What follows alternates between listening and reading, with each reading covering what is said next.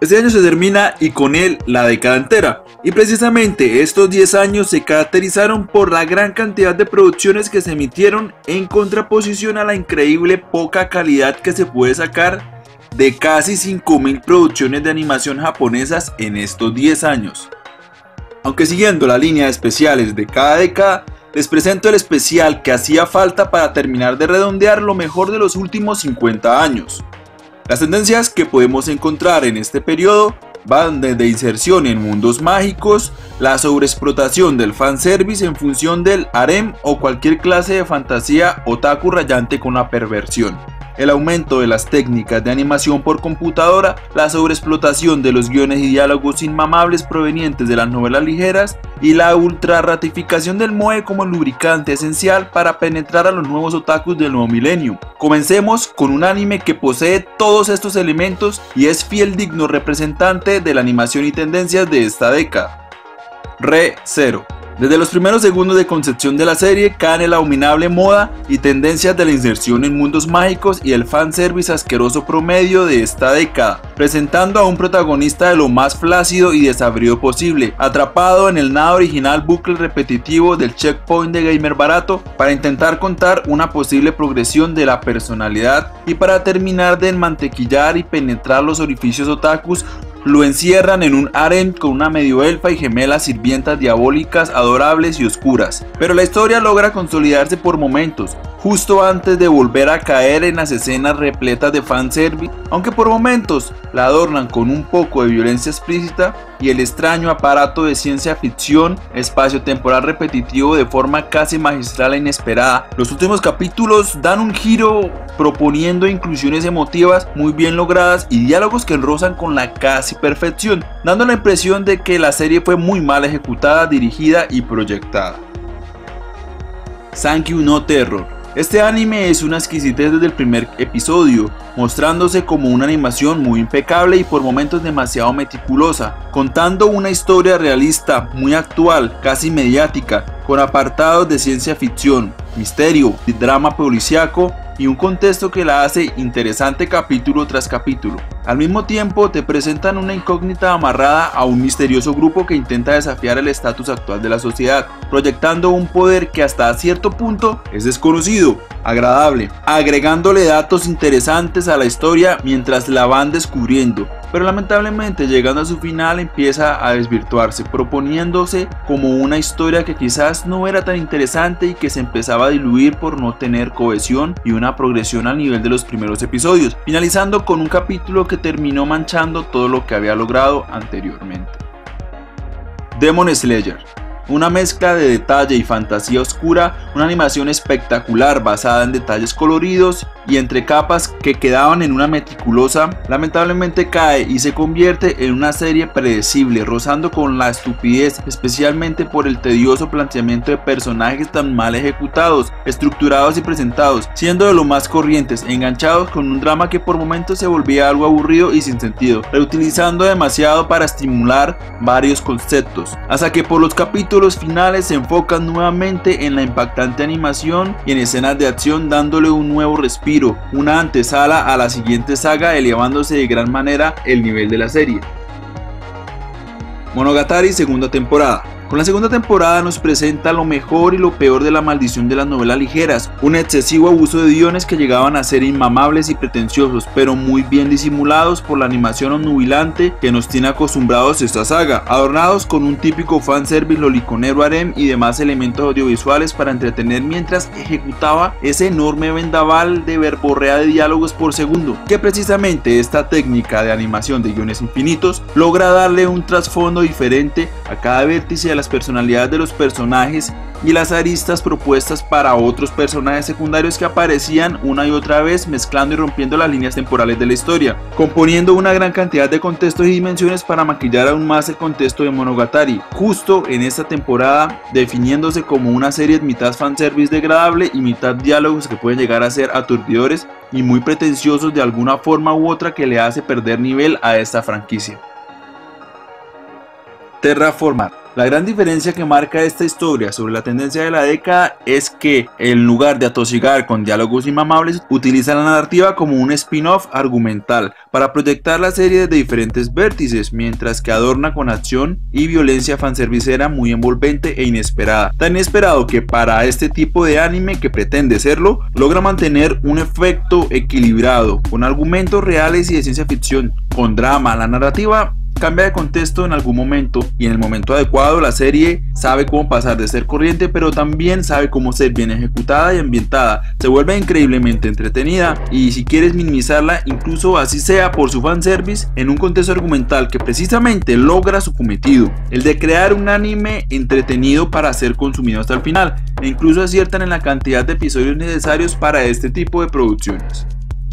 Overlord 3. A ver, tenemos otro anime de inserción en un mundo mágico, basado en un videojuego, que de repente se vuelve real.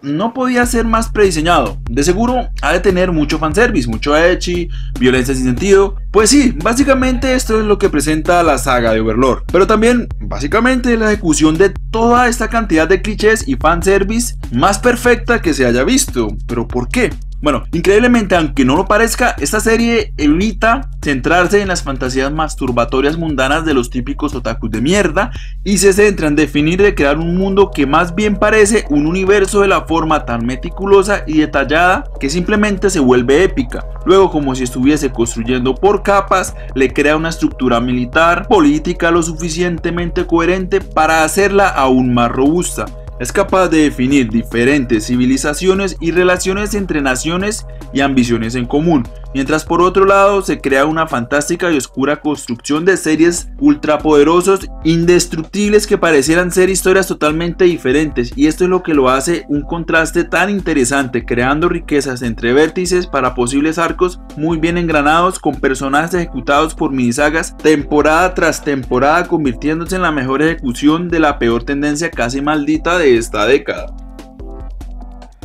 Dr. Stone. De primera es un anime barato. Y bueno, corrijo, de primera no, de primera parece un anime de fanservice barato. En principio pues no tiene sentido, tanto que incluso el diseño de los personajes no le hace mérito, no concuerda. Parece una serie fantástica a la cual le quieren embutir argumentos científicos a la fuerza, pero ahí es donde todo cambia. De repente la evolución de la historia a través de argumentos científicos reales y la forma magistral en que se representa el quiebre de la civilización y la vertiginosa evolución basada en la línea de evolución de la civilización actual le hacen una serie increíblemente interesante y única, jamás vista. En un momento se vuelve carismática y con suficiente fanservice para entretener, mientras el argumento científico ultra realista lo hace muy entretenido e intrigante solo para ver cuál es el siguiente paso que nos acercará aún más a nuestra civilización actual, volviéndola una serie adictiva que te hace esperar capítulo tras capítulo y disfrutar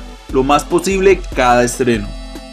Ping Pong de Animation. Presentan un estilo de animación muy gesticular, realista, casi rayante con el super deformed, con detalles muy vívidos, elocuentes y geniales, cruces de personajes tan realistas como surreales, plasmados por las experiencias de varias generaciones e el implacable paso del tiempo girando alrededor de este deporte y sus personajes, aderezado con diálogos, historias figurativas que llevan al espectador a un viaje muy emotivo en función de la vida y experiencia de cada uno de los personajes, que directa e indirectamente participan en la experiencia, y cada uno de los personajes participan en el desarrollo de esta dramática historia, que en algunos instantes se llenaba de adrenalina e intensidad, acompañada de estos toques magistrales de animación muy original, generando una cantidad de sensaciones al espectador, dando una experiencia y sensación envolventes. De alguna forma te hacen sentir identificado con algunos de estos personajes, y lo mejor es que supieron adaptar esta historia a un número limitado de capítulos, haciéndola aún más potente.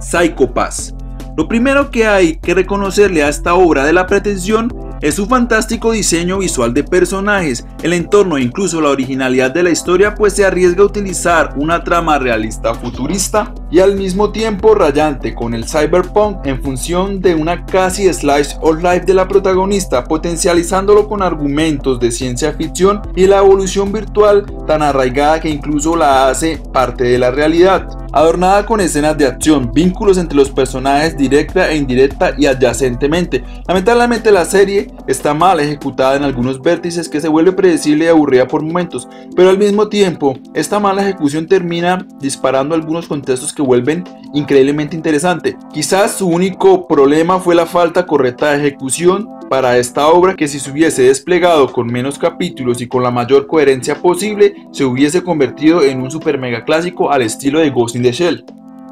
Mobile Suit Gundam The Origin. Otra entrega más de esta mítica saga, pero no una cualquiera, una obra que intenta ir más allá, tratando de plantear una precuela incluso para la misma historia original, haciéndola de forma magnífica el desarrollo y la definición de personajes de la familia Savi, creando uno y varios contextos mientras de forma esporádica incluía al resto de personajes de ambos bandos, aunque lamentablemente perdiendo su objetivo principal, que era describir el personaje de Chara Snable, que básicamente es el mejor personaje de la década de los 80 e incluso del milenio pasado, y de una forma casi telenovelesca plantean el origen de este personaje, siendo un despropósito casi patético, pero afortunadamente la definición de enormes personajes como Ram Barral resulta ser en el acierto más magnífico de la serie. Irónicamente es el personaje mejor logrado de toda la obra, contrastando con el fracaso de Char, y es precisamente estos pequeños contextos y detalles que lograron salvar esta entrega muy entretenida e incluso un gran contenido para empezar a ver la franquicia y nutrir de información del Universal Century. Yuri on Ice. Básicamente lo puedo describir como la mariconada más hermosa que he visto en toda mi vida. El valor emocional de esta serie es increíblemente refinado, las coreografías están espléndidamente ilustradas y ambientadas, que simplemente es una obra de arte. Los diálogos tan impecables como su narrativa tan increíblemente divertida, folclórica por momentos. Contextos adecuados para describir los personajes e incluso de forma inesperada incluyen una gran cantidad de personajes secundarios que logran llenar de profundidad todo un ambiente emocionantemente recargado que simplemente parece mentiras que se logre crear una obra tan bien presentada, planeada y ejecutada, haciéndote apreciar la fragilidad y el espectro emocional que acompaña a cada uno de los personajes y sus historias, ofreciéndose como resultado de una estética muy inspiradora. FLCL Progressive. Simplemente no es Fuliculi de la década del 2000, pero aún así logran captar la esencia de su fórmula y reenfocarla hacia otros personajes a los cuales logran dar una personalidad y un valor humano emocional envolvente, como era de esperarse, adornado con un gran poderío audiovisual y una banda sonora impecable, presentando de una forma decente la nueva versión de FLCL, que puede coexistir bajo su sombra del enorme poderío de su primera entrega, sabiendo administrar sus puntos fuertes basados en la ejecución de hechos casi sin sentidos que por el camino se van dando un lugar a la serie, volviéndose en una entrega muy enrolada, pero lamentablemente no es capaz de ganarle en ningún contrapeso a su antecesora, pero eso sí es una obra muy recomendada. Kamisama Hajime Mashita. Desde la década de los 90 ningún anime de demografía shoujo había llegado tan lejos como Kamisama Hajime Mashita. Pues bien, se presenta con una estética muy estilizada, adornada con colores pasteles y una cantidad de detalles obnubilantes. Al mismo tiempo logran crear un perfecto equilibrio entre el drama, romance y humor, con un guión muy refinado y adecuado para contar ese tipo de historias. Al mismo tiempo presentan un aren inverso muy adecuado y estructurado conforme pasaban los episodios,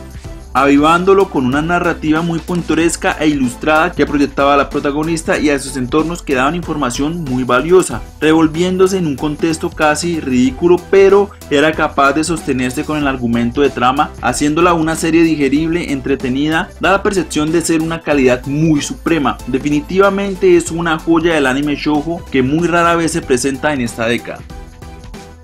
Dororo.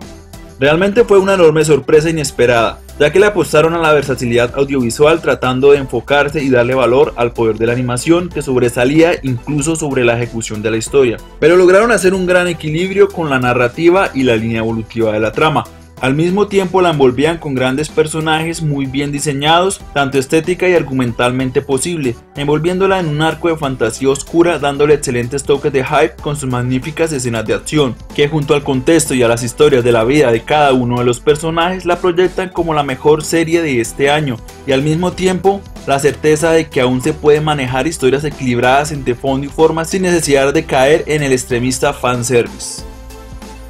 Mobile Suit Gundam Unicorn. Esta es una de las sagas y joyas fuera de serie de la franquicia Gundam. Su narrativa es espléndida, dándole su mayor evolución. Se puede notar en diálogos de diversos personajes principales y secundarios. La calidad de la animación le hace ser muy llamativa. La fórmula de contar la historia basada en la estructura bien definida la hacen aún más adictiva. Es un hecho muy raro en la franquicia Gundam, que por momentos puede llegar a ser aburrida, me refiero a la franquicia, no a esta entrega, pero irónicamente para ser adaptada de una obra literaria resulta ser increíblemente entretenida gracias a la espléndida ejecución y planeación de cada apartado. Particularmente no hay nada sobresaliente excepto la magnífica dirección y ejecución, que demuestra que una vez más la importancia de los apartados técnicos y la producción en una obra de animación japonesa.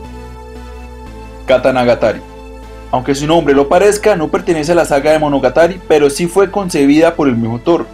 Lo primero que te hace notar es su diseño estilizado y lleno de colorido, al mismo tiempo presentando una historia muy imponente, interesante, adornada con personajes muy originales y fuera de común, creando una historia dramática y con componentes oscuros que se contraponía a su diseño casi pastelero. Su narrativa era muy apropiada y adecuada para poner en contexto toda la entrega.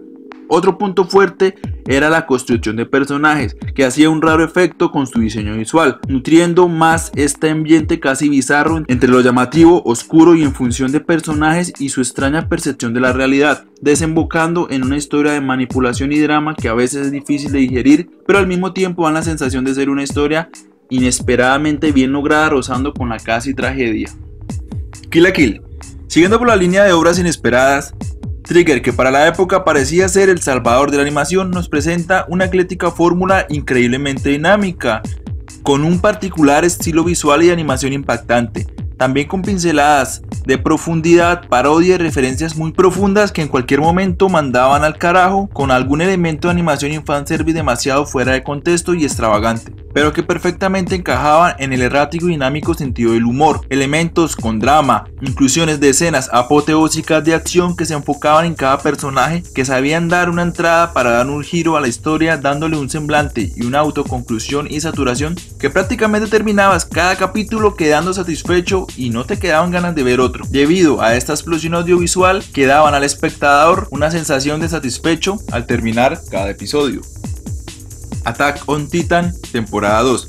Continuando con la línea planteada por su antecesora, sigue llevando la bandera de la buena calidad de animación, bandas sonoras envolventes y dando información acerca de esta historia, del mundo en general, dando a conocer la respuesta a varias incógnitas, tratando de mantener el ritmo lo más adecuado posible. En algunos momentos se hace muy activa e intensa, en otros se vuelve muy interesante, en especial en algunos capítulos que son capaces de llegar a rozar con la perfección, abonado con gran cantidad de detalles técnicos.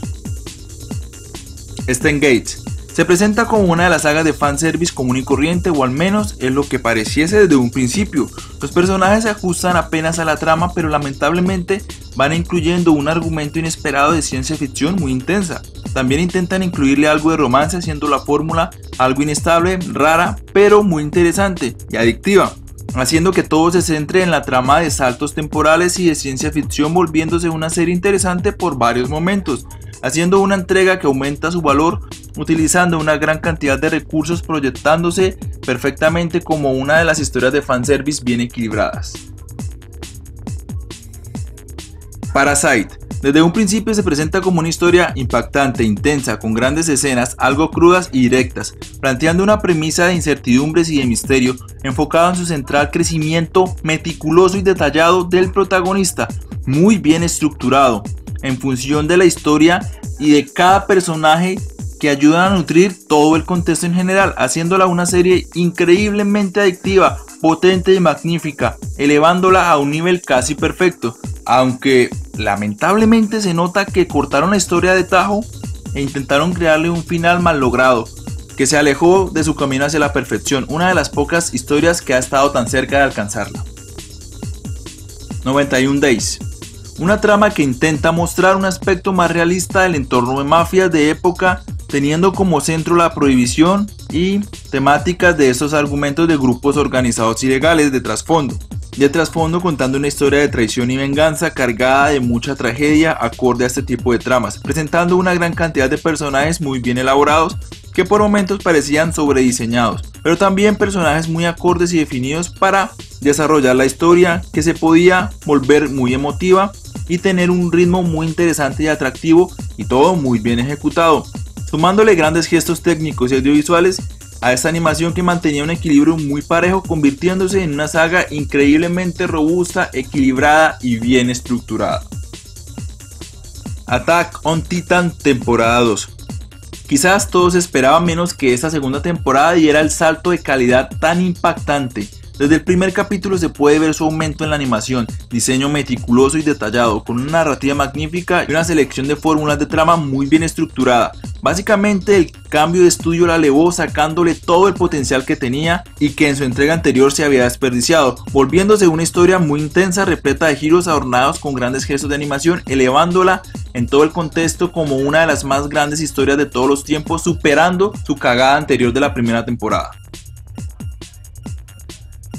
The Tatami Galaxy. Quizás lo más difícil de ver en el mundo de la animación es saber adaptar una obra literaria o una novela ligera a este medio. Incluso la gran obra de culto de las novelas ligeras, La leyenda de los héroes galácticos, que fracasó enormemente en este punto, ya que es muy difícil tener las vertientes y ser versátil tanto en la animación para que se pueda conjugar con la estructura de la narración y esa estructura literaria para este tipo de obras. Pero de forma casi impecable, The Tatami Galaxy llega a cambiarlo todo, proponiendo una alternativa muy diferente a lo que ya se había visto con las sagas de Monogatari, planteando muy bien una narrativa separada pero al mismo tiempo congruente con la exposición de diálogos contiguos, entremezclado con una animación muy tupida y una gran parrilla de personajes, una gran cantidad de historias y referencias figurativas, dándole un contexto muy robusto a esta saga en una cantidad reducida de episodios, volviéndose una entrega casi perfecta, empaquetando toda la riqueza contextual en la simple vida de un estudiante y su crisis infinita repetitiva en un universo de 4 paredes de tatami, casi un monólogo de diálogos que modifican una y otra vez la línea de argumentos, haciéndola una experiencia brillante, convirtiéndose en una grandiosa obra fuera de serie.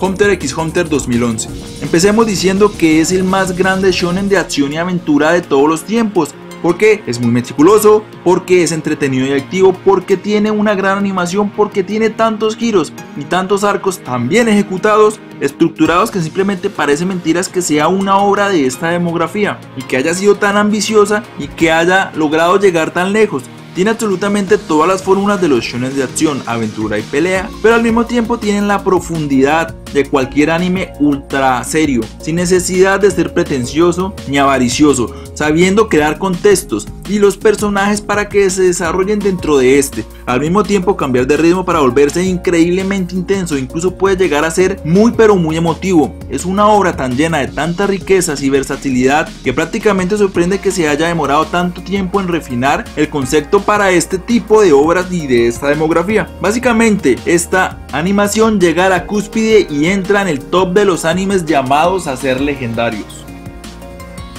Después de Hunter x Hunter, un pequeño grado más arriba se encuentra esta robusta obra, que también es inesperada, puesto que en nombre de la fantasía oscura es capaz de crear una estructura o incluso más robusta que las de la ciencia ficción ultradura, siendo capaz de crear un nuevo mundo nacido como remanente del anterior, con el cual crearía un sistema con cierta complejidad que ayudaría a adornar el super sistema fantástico que perfectamente podría convivir con un argumento de ciencia ficción ultradura bien elaborada. No solamente define las variables del entorno, sino también los personajes que las van a ejecutar. Al mismo tiempo crea una gran cantidad de niveles y existencias acompañadas con una nubilante animación detallada, mientras que se iba revelando una jugosa trama de misterio muy bien argumentada y con bases antropológicas. Una entrega que tiene tantas capas y tanta riqueza posible de donde explotar que incluso la animación termina impactando por su increíble meticulosidad y detalle. Simplemente es una saga espectacular que nos regala esta década de lo muy poco que se puede elevar a nivel de los animes llamados a ser legendarios.